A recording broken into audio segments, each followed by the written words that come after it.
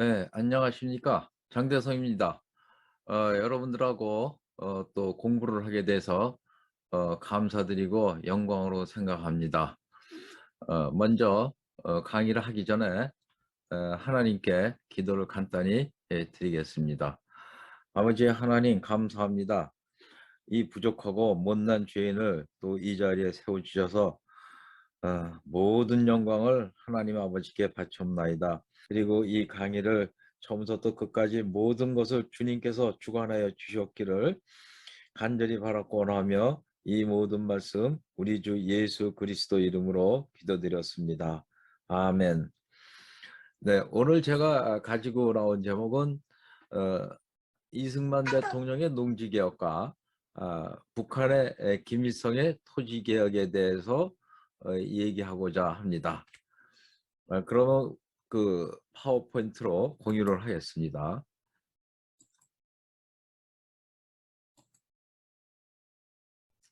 네, 조금 전에 말씀드린 대로 제목은 이승만과 김일성의 농지 토지 개혁 비교입니다. 해방 당시에 우리 민족은 정말 가난하고 무식했습니다. 해방 당시에 전 인구의 75%가 농민이죠. 그러니까 뭐 산업이라는 게 거의 없는 거죠. 그리고 농민의 80%가 소작농이었어요. 그러니까 이때 소작농이 지주에게 바치는 소작료가 그 생산량의 50%를 바쳤고 악질 지주일 경우에는 70%까지 뺏어갔다고 그래요. 그러니까 뭐 조그만 땅덩이에다가 그 1년에 뭐 쌀 몇 개만 나오는 데서 반을 지주에게 바치니까 먹고 살 길이 없죠. 그땐 또 식구도 많지 않았습니까? 그러니까 뭐 극심한 가난 속에서 교육이라는 건 받을 수도 없었고 그 외정 때 교육은 그 무료 교육이 아니었거든요. 그래서 그때 당시에 문맹률이 80%였습니다. 그러니까 가난과 무식이 아주 쩌든 그런 민족이었어요.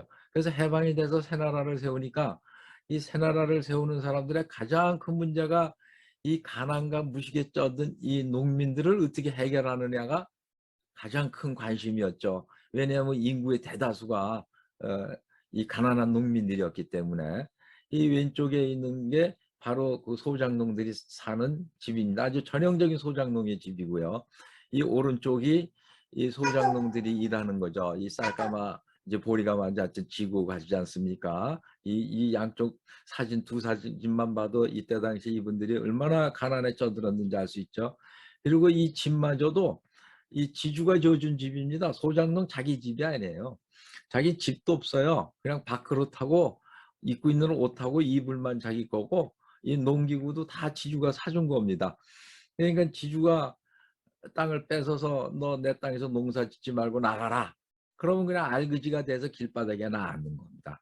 그러니까 뭐 권리고 인권이고 뭐 하나도 없는 정말 노예와 비슷한 생활을 했죠. 지주 밑에서. 그러니까 이 사람들을 어떻게 해결하느냐가 정말 큰 문제였죠. 그래서 이제 그 북한에서부터 먼저 이제 토지 개혁이 시작됐습니다. 그거 왜 그러냐면 북한은 나라도 세우기 전에 1946년 3월 그 임시인민위원회라는 걸 조직을 해가지고 김일성 도당들이 그 강제로 토지 개혁을 실시했어요. 이거 뭐 법도 없고 아무것도 없는 겁니다. 국가가 세워지질 않았으니까 임시인민위원회에서 한 거니까요. 그래서 이 북한 그 주민들 군민들을 그 유혹하기 위해 가지고 지주의 땅은 무조건 다 뺏어 가지고 니네들에게 공짜로 다 놀아준다.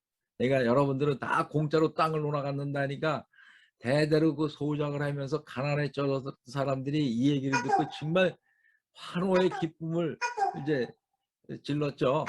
이제 정말 낙원이 오는가 보다. 김일성이 얘기하는 대로. 그래서 농가당 약 4천 평이나 되는 땅을 분배하기 시작했는데 이 뒤에는 이 김일성 도당의 그 흑심이 도사리고 있었죠. 이 분배받은 토지는 제한이 있었습니다. 저당을 잡히고 빚을 낼 수가 없었고 그리고 절대로 매매를 할 수가 없었어요. 그러니까 경작권만을 준 겁니다. 거기다가 현물세를 엄청 30% 이상을 징수했어요. 그러니까 이게 되고 나서 보니까 내 땅인 것 같았는데 보니까 소유권도 없고 현물세도 많이 내야 되니까 외정 때 지주 밑에서 소장농 한 거나 뭐 크게 다른 게 없어진 겁니다. 그리고 이걸 하는 동안에 지주들을 이제 때려 내쫓기 시작했죠. 죽이기도 하고. 자, 그래서 이제 김일성의 이 토지 개혁으로 지주들이 땅을 뺏기고 그리고 인민재판을 회부돼 가지고 맞아 죽고 감옥 속하고 이러니까 이 지주들이 어떻게 합니까? 생존하기 위해서 남쪽으로 내려오기 시작했죠. 그래서 남쪽으로 내려왔는데 이분들이 어떻게 되겠습니까? 반공주의자들이 되겠죠. 반공주의자. 네? 그래서 이들이 반공 세력을 형성했어요. 남쪽에 내려오셔서. 그리고 이때 내려온 젊은 분들이 대다수의 내려온 젊은 분들이 국군 장교로 임관됐습니다. 공부 좀 하신 분들은. 그래서 특히 우리나라 그 육군사관학교 지금의 육군사관학교 그 초기에 졸업하신 분들 임관되신 분들은 뭐반 정도 이상이 북한에서 내려오신 분들이 한국군으로 들어가서 용감한 장교가 되셨죠. 특히 6사 5기 7기는 졸업생의 70% 이상이 다 북한에서 내려온 젊은 분들이에요. 근데 이분들이 다 반공 세력이죠. 이 국군에 들어가신 분들도. 그러니까 군대 안 들어가신 분들, 군대 들어가신 분들, 이 거대한 반공 세력이 된 겁니다. 그리고 이 젊은 국군 장교들이 어떻게 생각을 했겠습니까? 반드시 북한 공산당은 무찔러야 된다고 다짐을 했을 거 아닙니까? 그래서 이분들이 교육받고 인관되고 나서 얼마 있다가 뭐가 났습니까? 6.25 전쟁이 일어났어요. 6.25 전쟁이 일어나니까 이분들이 어떻게 했습니까? 북한 인민군하고 싸움할 때 엄청나게 용감하게 싸움을 했죠. 목숨을 걸고.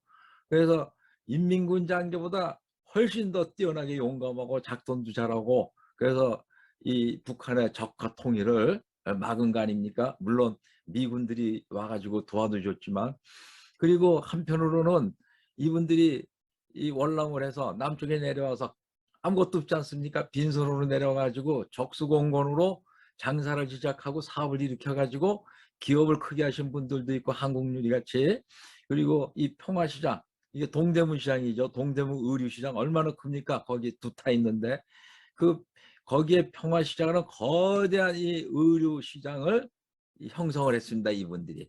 그래서 동대문에 있는 커다란 그 의류시장은 바로 북한에서 내려오신 분들이 맨손으로 일궈놓은 한국의 거대한 의류 유통단지가 된 겁니다. 그래서 우리나라 산업 발전에 엄청난 기여를 했죠. 야, 그러면 북한에서는 전쟁 이후에 어떻게 했느냐? 전쟁 이후에는 분배된 토지를 6.25 전쟁 이후에 경작권만 인정하다가 1954년도서부터 58년도 사이에 농업협동화라는 걸 기치를 걸고 모두 다 협동농장으로 만들어 버렸습니까? 그러니까 그냥 강제로 다 뺏어버린 거나 마찬가지예요. 내 의사대로 경작을 할 수도 없어요. 이제는 지시대로 따라야 됩니다. 협동농장 관리인에. 그러니까 국유화가 된 거죠. 그래서 전 토지가 국유화가 됐으니까 어때요? 이 북한에 있는 국민들은 아무런 권리가 없어요. 재산 가진 거 하나도 없고 돈 한 푼도 없고 그러니까 김일성의 우상화, 독재화하는데 아주 철저한 좋은 기반이 된 거죠. 그러니까 결국 북한에서 이 토지개혁은 왜 한 겁니까?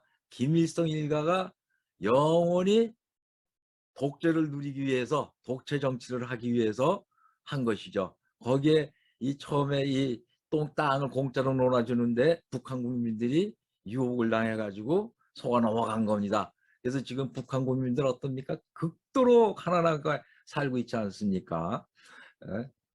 그러니까 이 공산주의자들은 아주 이 대중을 선동해서 사기치고 그러는데 아주 정말 도사죠, 도사. 거기에 넘어가면 안 되는 겁니다. 지금 이 북한에 농사 짓는 거 보세요. 한국에 지금 소 끌고 다니면서 농사 짓는 게 어디 있습니까? 여기 연장도 그냥 옛날 연장 그대로 아닙니까? 그리고 이 김일성서부터 이 손자 김정은이까지 그냥 호화 사치 누리면서 그냥 독재하면서 떵떵거리고 살고 있지 않습니까? 그리고 우상화를 만들어서 영생탑이라는 거. 김일성, 김정일가 죽지 않았다. 그래가지고 영생탑을 만들어서 완전 우상화하고 있지 않습니까? 그러니까 한마디로 북한에서의 그때 토지개혁은 김일성 일가의 독재화와 우상화하는 기반을 만든 거다. 이렇게 결론을 낼 수가 있습니다. 그러면 남쪽에서 이승만 대통령은 어떻게 했느냐? 남쪽에서는 국가가 세워진 다음에 해야 되니까 1948년 8월 15일 대한민국 정부가 세워진 이후에 곧바로 농지개혁법을 만들면서 농지개혁 착수해서 6.25 직전인 1950년 5월에 거의 다 완료가 됐습니다. 그래서 1950년 3, 4월에는 자기가 받을 땅에는 농사를 짓기 시작할 수가 있었어요. 그 대한민국은 이승만 대통령이 건국한 대한민국은 자본주의 국가니까 지주의 땅을 무상으로 공짜로 뺏을 수가 없죠. 그래서 유상 수용을 하고 유상 분배. 그래서 농민들에게도 너희들 땅값은 너희들 얼마 정도 내라. 싸게 처리를 할 테니까 하여튼 공짜는 안 된다. 그래서 돈을 내고 땅을 사라. 이렇게 된 거죠. 그래서 유상물수와 유상분배 이렇게 된 겁니다. 그러면 이 땅을 뺏긴 땅을 내놓은 지주들에 대해서는 땅값을 보상을 해줘야 되겠죠. 그래서 땅값 보상을 얼마 해줬냐? 1년에 농산물 생산량의 150%. 그러니까 1년에 1,000만 원어치의 농산물이 생산되면 1,500만 원으로 정한 거예요. 땅값을. 그러니까 1년에 3,000만 원 생산되는 농값은 4,500만 원 이렇게 된 겁니다. 그러면 그 땅을 분배받은 농민들은 자기 땅값을 어떻게 내느냐? 대개 이정보 이내 농지를 주었는데 배정해 줬는데 농민들은 그 1년 생산량의 150%를 아까 지주들에게 150% 보장해 준다고 그랬잖아요.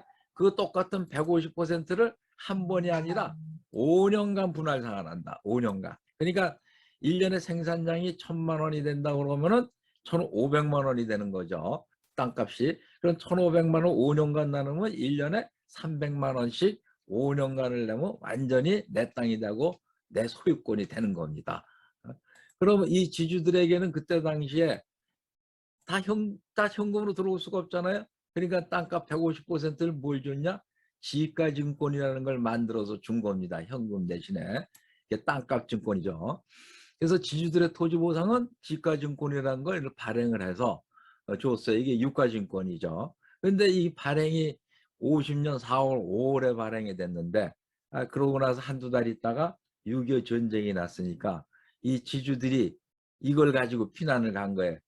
짐을 뭐 많이 들고 피난을 가겠습니까? 이게 부피가 자꾸 가벼우니까 이 지가증권, 이게 땅값 증권 받은 거죠. 땅값으로 받은 거. 이걸 가지고 피난들을 가신 거예요. 이걸 가지고 피난을 가니까 피난 가서 이걸 가지고 생활을 해야 되니까 부산에서 이걸 가지고 지주들이 쌀도 사야 되고 집세도 내야 되고 생활해야 되니까 이게 막 쏟아져 나온 거예요. 그래서 이제 값이 폭락을 한 겁니까? 지가증권이 시세가 폭락을 했어요. 만약에 여기에 이게 100만 원짜리다 그러면은 얼마? 막 10만 원, 만 원까지 내려간 거예요. 그런데 무슨 조건이 있었냐? 여기에 100만 원이라고 써 있으면 그때 외정 때 일본 사람들이 경영하던 기업을 해방되고 나서 한국에다 놓고 일본으로 갔단 말이에요. 그걸 귀속재산이라고 그러는데 적산재산이라고도 그러고 그 귀속재산이나 적산재산을 이 지가증권으로 살 때는 시세에 상관없이 여기에 적혀있는 금액대로 다 쳐준다고 정부에서 약속을 했어요. 여기 약정에. 예?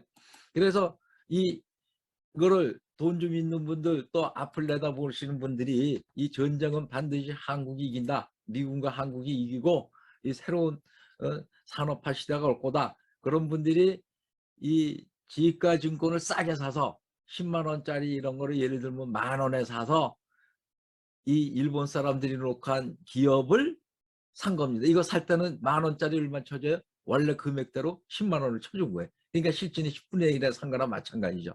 뭐 심한 경우에는 이제 100분의 1 정도로 쳐주고 산 것도 있다고 그래요. 이때 이제 성경직물이라는 일본 사람이 하던 기업이 지금 그 SK그룹 창업자이신 최종건 씨에게 넘어가서 지금의 SK그룹이 됐고 지금 그리고 그 조선화약 공판이라는 화약 만드는 회사는 지금의 하나그룹의 창업자이신 김종희 씨가 이걸 사가지고 하나그룹으로 지금까지 지금 성장했고 그리고 일본 사람이 하던 영등포에 있는 소화기린 맥주라는 회사는 박두병 씨라는 분이 이걸 사가지고 이거를 동양맥주로 이름을 바꿔서 경영하다가 이제 동양맥주 벨기에 회사가 어디가 팔았는데 그 회사를 기반으로 해서 지금 두산그룹이라는 거대한 그룹이 형성돼 있죠. 그래서 이 SK그룹, 지금 하나그룹, 두산그룹은 바로 이 6.25 때 이 지가증권, 폭락된 지가증권을 싸게 사가지고 그 지가증권을 액면가 보장받으면서 그것으로서 기업을 사서 이렇게 커진 재벌그룹으로 커진 기업들입니다. 그러니까 이거는 한마디로 얘기해서요, 이 농업자본, 농업자본이 뭘로 됐습니까? 그 땅이 지가증권으로 바뀌었죠. 이 지가증권이 또 뭘로 바뀌었어요?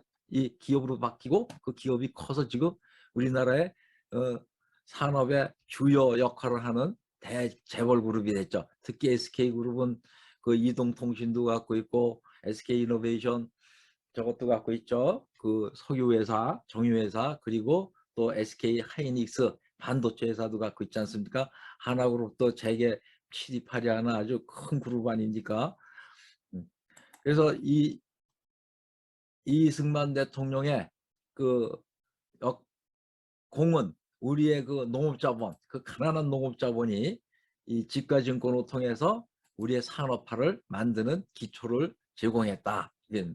그러면 이승만 대통령이 이렇게 그 결단을 내고 이러한 일을 할 수 있었던 데는 바로 이승만 대통령의 그 청교도 자본주의 철학, 아주 독실한 감리교 신자 아닙니까? 그래서 이승만 대통령은 이 나라를 세울 때 이 나라가 인간의 의지로서 경영을 하면 분쟁이 생기고 많은 다툼이 생기고 서로의 이익을 챙기려고 그런다. 그래서 하나님의 뜻에 따라서 나라를 세우고 하나님의 뜻에 따라서 나라를 통치해야 우리가 미국과 같은 그 풍요로운 자본주의, 청교도 자본주의 국가로서 전 백성이 다 잘 살 수 있는 나라가 될 거다는 아주 강력한 철학의 의지가 있었죠. 이게 다 뭡니까? 하나님을 믿는 그 믿음, 아주 깊은 믿음이 이승만 대통령의 이 국가 철학을 뒷받침해줬기 때문이죠. 그래서 이승만 대통령은 모든 국민이 공부를 해야 된다. 공부를 하지 않고는 우리는 성공을 할 수가 없다.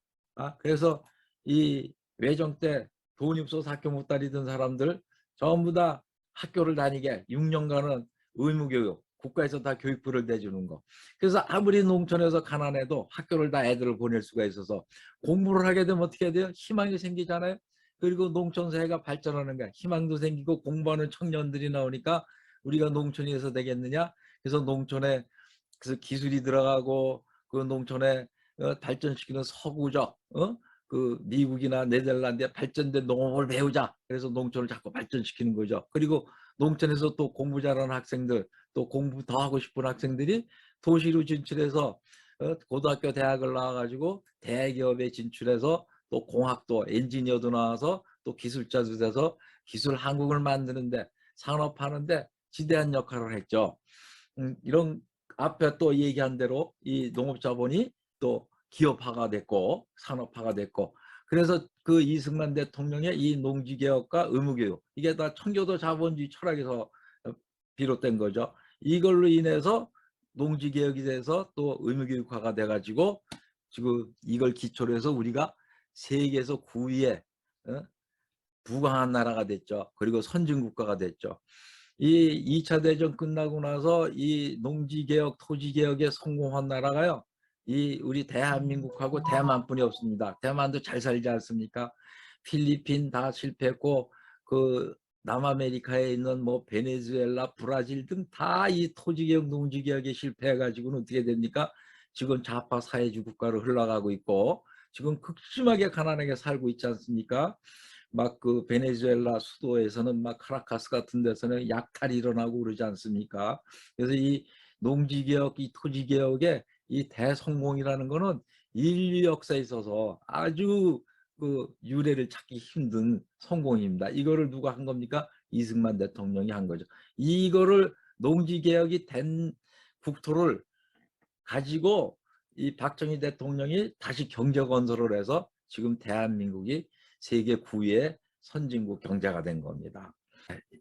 부족한 강의지만 잘 들어주셔서 대단히 감사합니다. 네, 안녕히 계십시오. 또 다음에 뵙겠습니다.